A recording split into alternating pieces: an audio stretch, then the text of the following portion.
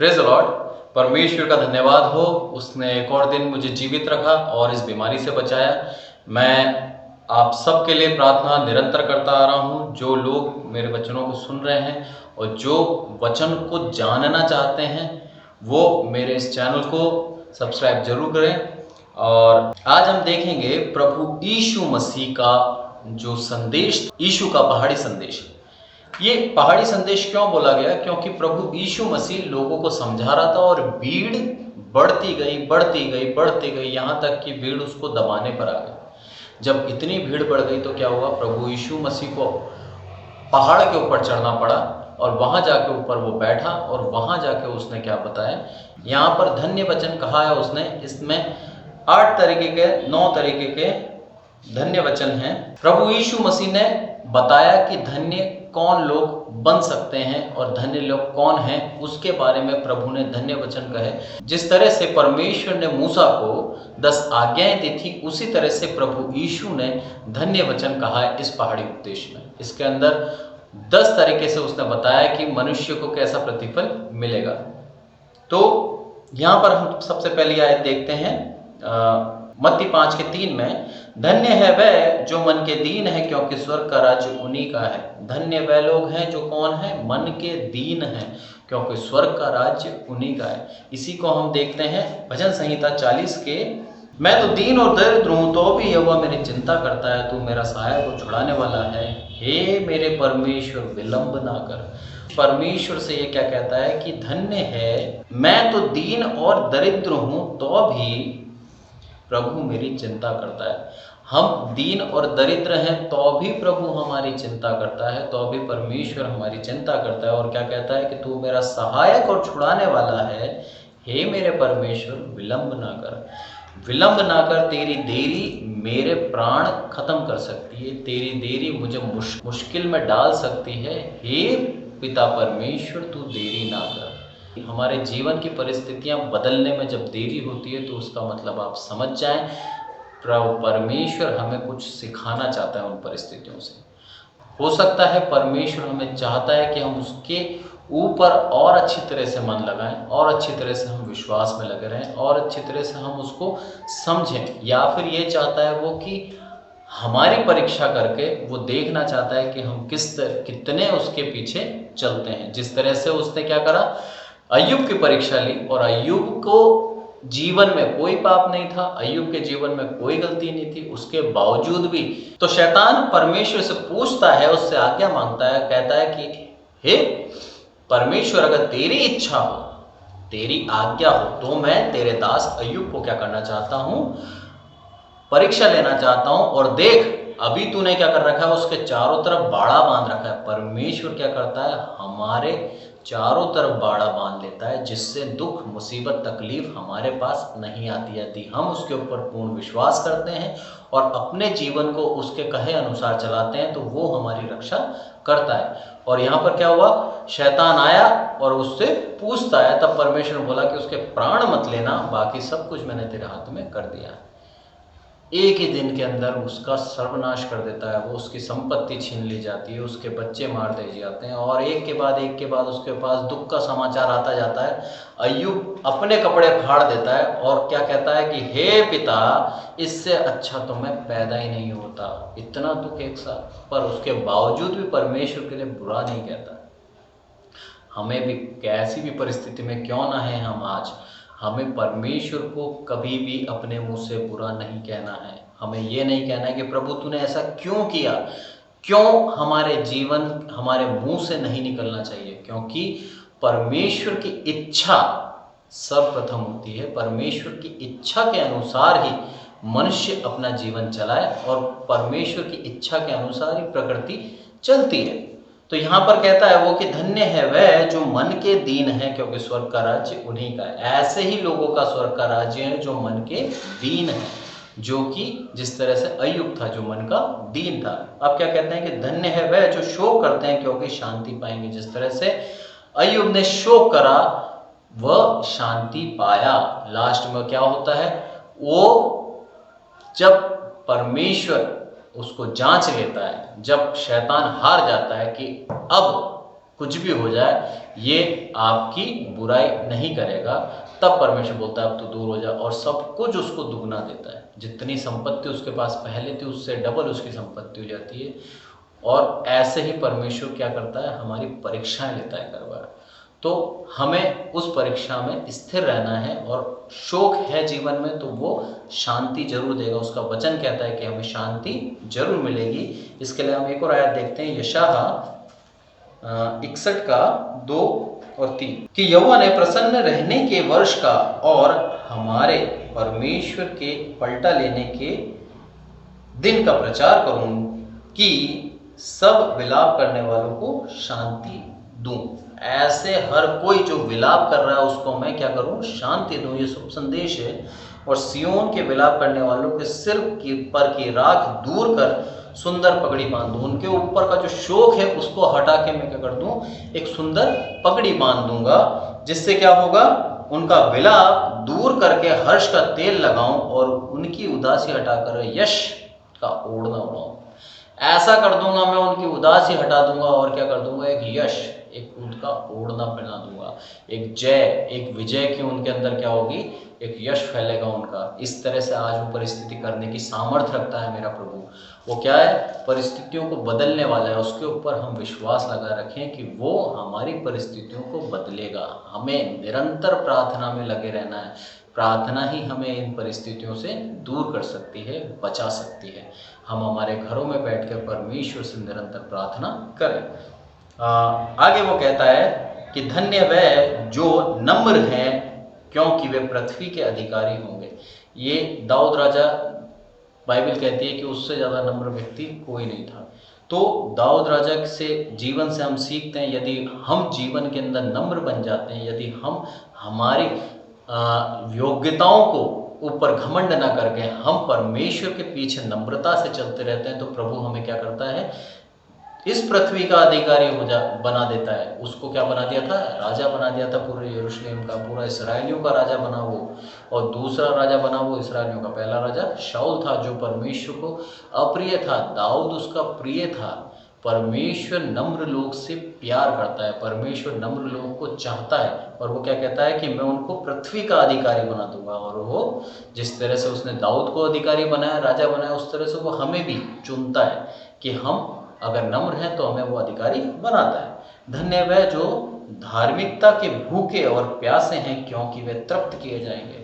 ये सामरी स्त्री के बारे में इससे मैं सीखता हूँ कि धन्य है वह जो धार्मिकता के भूखे और प्यासे हैं। सामरी स्त्री क्या थी, धार्मिकता की भूखी और प्यासी। वो चाहती थी उस अनंत जीवन को, उसकी प्यास उसकी क्या थी, प्रभु यीशु मसीह ने क्या बोला कि मैं तुझे ऐसा जल दूंगा जिससे तुझे प्यास ना लगेगी। और वो तुरंत भाग के गई और अपने घर से लेके आई लोगों को। वो सुनना चाहती थी, उसको पहचानना चाहती थी, और उसने क्या करा, अपने मन को बदला और अनंत जीवन उसने पाया। धन्य है वह जो दयावंत हैं क्योंकि उन पर दया की जाएगी। ऐसे लोग जो दया करते हैं दूसरों पर, परमेश्वर उन पर दया करता है। आज परिस्थिति इतनी गंभीर है, मैं सोशल मीडिया पे देखता हूँ इतने ढेर सारे एनजीओस हैं, इतने ढेर सारे लोग हैं जो सेल्फ इंडिविजुअल क्या कर रहे हैं, अपने घरों के अंदर खाना बनाते हैं और गरीब लोगों को बांटते हैं। बहुत अच्छा काम कर रहे हैं वो लोग। उनको परमेश्वर सच में उनके ऊपर दया करेगा और उन्होंने जितना खर्च करा है ना उसका 4 गुना 100 गुना प्रभु देगा उनको। मैंने यहाँ तक का देखा है कि इतना ही दया है लोगों के अंदर, जो स्ट्रीट डॉग्स होते हैं उन जानवरों के लिए भी क्या हो रहा है, खाना बन रहा है और उन जानवरों को भी दिया जा रहा है। प्रभु एक एक प्राणी की जीवन की रक्षा करता है। प्रभु एक एक प्राणी का क्या करता है, खाने का ख्याल रखता है। तो एक मनुष्य जो उसने अपने हाथों से बनाया, एक मनुष्य ही एकमात्र ऐसा है इस पूरी ब्रह्मांड के अंदर, पूरी सृष्टि के अंदर, जिसको परमेश्वर ने अपने हाथों से बनाया। बाकी सब परमेश्वर ने अपने वाणी के द्वारा, अपने वचनों के द्वारा बनाया है। तो वो जो वचनों से बना है उसके लिए इतना ख्याल रखता है, जिनको उसने सिर्फ बोला कि बन जाओ और वो बन गए, उनके खाने का, उनके जीने का, उनके प्रोटेक्शन का ख्याल रखता है। तो जिसको उसने अपने हाथों से बनाया वो उसको कैसे भूल सकता है। प्रभु ने अपने हाथों से हमें बनाया और हमको इतना प्यार करा कि पूरी सृष्टि के ऊपर अधिकारी बना दिया। आज सारे जानवर के ऊपर हम अधिकार से उनको कंट्रोल कर सकते हैं। सारा यूनिवर्स हमारे लिए, सारी प्रकृति में जो भी चीज़ हमको परमेश्वर ने बनाई वो एक मनुष्य के लिए बनाई और मनुष्य उसके ऊपर अधिकार जताता है और अधिकार रखता है। तो प्रभु का हमें धन्यवाद देना चाहिए।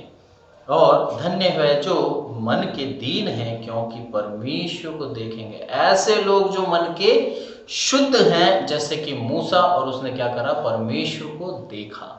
याकूब, उसने क्या करा, परमेश्वर को मल्ल युद्ध करा उसने, और क्या बोलता है कि आज मैं इस जगह का नाम पनीएल रखूंगा, क्योंकि यहाँ पर मैं परमेश्वर को देखा और मेरे प्राण अभी तक बचे हुए हैं। तो यीशु मसीह क्या बोलता है कि धन्य है वह जो मन के शुद्ध हैं, क्योंकि परमेश्वर को देखेंगे। ऐसे लोग जो मन के शुद्ध हैं, हमें क्या करना है, हमारे मनों को शुद्ध करना है, हमारे मनों से कपट और हमारे मनों से जो पाखंड है उसे दूर करना है। हम शास्त्री और फरीसी की तरह ज्ञानी तो बन गए हैं, पर क्या हम सच में प्रभु यीशु मसीह के ऊपर चलते हैं, या फिर हम दूसरों को नीचा दिखाने के लिए आयतें निकालते हैं, या फिर हम दूसरों को ये बताना चाहते हैं कि हम तुझसे ज़्यादा ज्ञान रखते हैं बाइबल के अंदर, हमें तेरी जरूरत नहीं है। ये वचन परमेश्वर का वचन है, ये वचन प्रभु यीशु मसीह का वचन है। इन वचनों के आप आदर दें। मनुष्य कुछ नहीं होता, मनुष्य सिर्फ इन वचनों को समझा सकता है, पर किसी भी एक व्यक्ति की आत्मा मनुष्य नहीं बचा सकता। मनुष्य एक भी व्यक्ति को बुराई से भलाई की तरफ नहीं ला सकता। ये वचन काम करते हैं उसके हृदय में, ये वचन में शक्ति है। इस वचन के अंदर सामर्थ्य है कि उसके मन के अंदर जब वो जाते हैं तो वो अपने आप बुराइयों को छोड़ के प्रभु यीशु मसीह को मानने की इच्छा होती है उसकी। और ये वचन ही है जो मनुष्य के जीवन को बदलते हैं। तो पास्टर हो, कोई अच्छा उपदेशक हो, कोई भी हो, उसके वाणी द्वारा लोग नहीं बसते, प्रभु के वचनों के द्वारा लोग बसते हैं। और धन्य है वह जो मेल कराने वाले हैं, क्योंकि परमेश्वर के पुत्र कहलाएंगे। ऐसे लोग परमेश्वर के पुत्र कहलाएंगे जो मेल कराते हैं। ऐसे लोग नहीं जो घरों के अंदर क्या करते हैं, फूट पैदा कर देते हैं, घरों के अंदर लड़ाई डाल देते हैं, घरों के अंदर बहुत बेकार माहौल बना देते हैं। ऐसा माहौल कि एक दूसरे को इंसान पसंद नहीं करता। चुगली खाने वाले परमेश्वर को पसंद नहीं है, और बैर पैदा करने वाले परमेश्वर को पसंद नहीं है। पर जो मेल कराते हैं, जो क्या है, ऐसे लोग जो क्या करते हैं, मेल कराते हैं और कलीसियाओं के अंदर फूट पैदा नहीं होने देते, कलीसियाओं के सारे लोगों से मिल के चलते हैं, तो ऐसे लोग क्या है, परमेश्वर के पुत्र कहलाएंगे। इसकी एक और आयत देखते हैं हम, रोमियो और उसका 8:14। इसलिए वह जितने लोग परमेश्वर के आत्मा के चलाए चलते हैं, वह ही परमेश्वर के पुत्र कहलाएंगे। ऐसे लोग जो परमेश्वर की आत्मा के चलाए चलते हैं, वह परमेश्वर के पुत्र हैं। इसे साफ कहता है रोमियो कि वह कौन है, परमेश्वर के पुत्र। इससे बड़ा सौभाग्य जीवन में मैं नहीं समझता कोई दूसरा होगा। और 10वीं आयत क्या कहती है, धन्य है वह जो धार्मिकता के कारण सताए जाते हैं, क्योंकि स्वर्ग का राज्य उन्हीं का है। ऐसे लोग जो धर्मी हैं, जो अपने मनों को शुद्ध करके चल रहे हैं, जो बुराई से बचे हुए हैं, जो अपने जीवन को सुधार के धार्मिकता के पीछे चल रहे हैं, प्रभु यीशु मसीह को मान रहे हैं, वो उनकी धार्मिकता के कारण दुष्ट लोग उनको परेशान करते हैं। ऐसे लोग क्या हैं, स्वर्ग का राज्य उन्हीं का है। साफ कह रखा है, स्वर्ग, क्योंकि स्वर्ग का राज्य उन्हीं का है। ऐसे लोगों का ही स्वर्ग का राज्य है कि कैसी भी परेशानी क्यों ना आ जाए, कैसी भी मुश्किलों में वो क्यों ना आ जाए, अपनी धार्मिकता को वो नहीं छोड़ते और दुष्टता में वापस नहीं जाते, वो अपनी धार्मिकता में लगे रहते हैं। ऐसे लोग ही क्या जाएंगे, स्वर्ग राज्य में जाएंगे। ऐसा होता है, बहुत सी जगह होता है। क्या होता है, जैसे मान लो एक उदाहरण देता हूँ मैं, आप एक जॉब कर रहे हैं और आप अपनी जॉब को पूरी ईमानदारी से कर रहे हैं, तो जो आपके कोवर्कर हैं, जो आपके साथ में काम करते हैं, वो क्या है, अगर उसमें से कोई आलसी है, उसमें से कोई काम नहीं करना चाहता, और यदि आप अपना पूरे पोटेंशियल के साथ काम कर रहे हैं, पूरी ईमानदारी के साथ काम कर रहे हैं, तो उसको ज़बरदस्ती काम करना पड़ेगा। अब वो क्या करेगा, काम ना करने के कारण आपको परेशान करेगा कि आप भी इतना काम ना करो ताकि उसे भी काम नहीं करना पड़ेगा। तो ऐसे में क्या होता है, एक धर्मी व्यक्ति परेशान किया जाता है, दुष्ट उसको दुख देता है ताकि तू या तो तू दुष्ट बन जा या अपनी धार्मिकता छोड़ दे, यहाँ से चला जाए। तो ऊपर क्या कहता है कि वो जो सताए जाते हैं वह क्या होंगे, स्वर्ग का राज्य उन्हीं का है। 11वीं आयत कहती है, धन्य हो तुम जब मनुष्य मेरे कारण तुम्हारी निंदा करे और सताए और झूठ बोल बोल कर तुम्हारे विरुद्ध में सब प्रकार की बुराई बातें कहें। ऐसे लोग जो क्या है, तुम्हारे विरुद्ध बातें करें, तुमको सताए, किस कारण से, तुम प्रभु यीशु मसीह का नाम लेते हो, इस कारण से तुम्हें मारे, तुम्हें परेशान करे, तुम्हें सताए, तो ऐसे लोग तुम धन्य हो। क्योंकि बाइबल कहती है तब आनंदित और मगन होना, क्योंकि तुम्हारे लिए स्वर्ग में बड़ा फल है। यहाँ स्वर्ग राज्य में तो आप पहुंच गए, पर उसके बाद आपके लिए बड़ा फल है। ऐसे जो मार्टियर्स हैं, ऐसे जो शहीद हैं, जो प्रभु यीशु मसीह के लिए क्या हो चुके हैं, बलिदान हो चुके हैं, ऐसे शहीदों के लिए एक बहुत बड़ा फल है स्वर्ग राज्य के अंदर। इसीलिए कि उन्होंने उन भविष्यवक्ताओं को जो तुम में पहले थे, इसी रीति से सताया था। इसीलिए क्योंकि तुमसे पहले भी काफ़ी भविष्यवक्ता आ चुके, उनको भी उन्होंने सताया, उनको भी शहीद करा, और तुम्हें भी आज शहीद करते हैं। तो इसलिए तुम्हें एक बड़ा फल, प्रतिफल स्वर्ग राज्य में मिलेगा। स्वर्ग राज्य तो तुम्हारा कंफर्म हो गया, पर उसके बाद स्वर्ग राज्य में एक बड़ा प्रतिफल मिलेगा, क्योंकि तुमने अपनी जान, अपना सब कुछ प्रभु यीशु मसीह के लिए दे दिया। बहुत ही एक अच्छी आयत है, इसको हम यशायाह 51 के 7 में भी देखते हैं। हे धर्म के जानने वालों, जिनके मन में मेरी व्यवस्था है, तुम कान लगाकर मेरी सुनो। मनुष्य के नाम धराए से मत डरो और उनकी निंदा करने से विस्मित ना हो। परमेश्वर साफ कहता है इधर यशायाह के द्वारा कि हे धर्म के जानने वालों, जिनके मन में मेरी व्यवस्था है, जो मेरे वचनों पे चलते हैं, जो मेरी व्यवस्था को मानते हैं, तुम कान लगा के मेरी सुनो।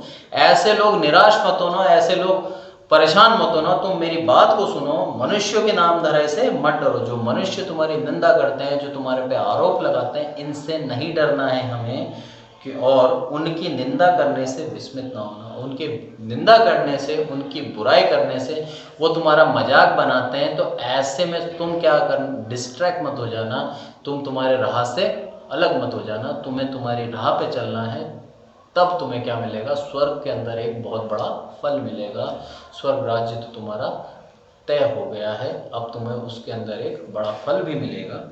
क्योंकि घुन उन्हें कपड़ों के समान और कीड़ा उन्हें ऊन के समान खा जाएगा, परंतु मेरा धर्म अनंत काल तक और मेरा उद्धार पीढ़ी से पीढ़ी तक बना रहेगा। ऐसे जो लोग तुम्हें परेशान करते हैं, उनको क्या करेंगे, जैसे घुन होता है कपड़े के समान, और कीड़ा उन्हें ऊन के समान खा जाएगा, उनको खत्म हो जाएगा, उनका नामो निशान बढ़ जाएगा, और तुम क्या होगे, अनंत काल तक मेरा उद्धार पीढ़ी से पीढ़ी तक बना रहेगा। तुम्हारे लिए मेरा जो उद्धार है तुम्हारी पीढ़ियों तक बना रहेगा। तुम्हारे जनरेशन्स को मैं क्या करूँगा, आशीष दूंगा। यदि तुम मेरे लिए निंदा सहते हो और उसके बावजूद भी मुझे नहीं छोड़ते, तो तुम्हारी जनरेशन्स को मैं आशीष दूंगा। आज वही कारण है अब्राहम की जनरेशन को पिता परमेश्वर ने क्या दिया, आशीष दी। इस छोटे से वचन के द्वारा मैं समझता हूँ हमें ये वचन समझ में आए होंगे कि धन्य वचन क्या है। पूरे के पूरे धन्य वचन मैंने आपको, जो परमेश्वर ने पहाड़ी उद्देश्य में बताए थे, वो मैंने आपको बताए हैं। परमेश्वर का धन्यवाद। Praise the Lord.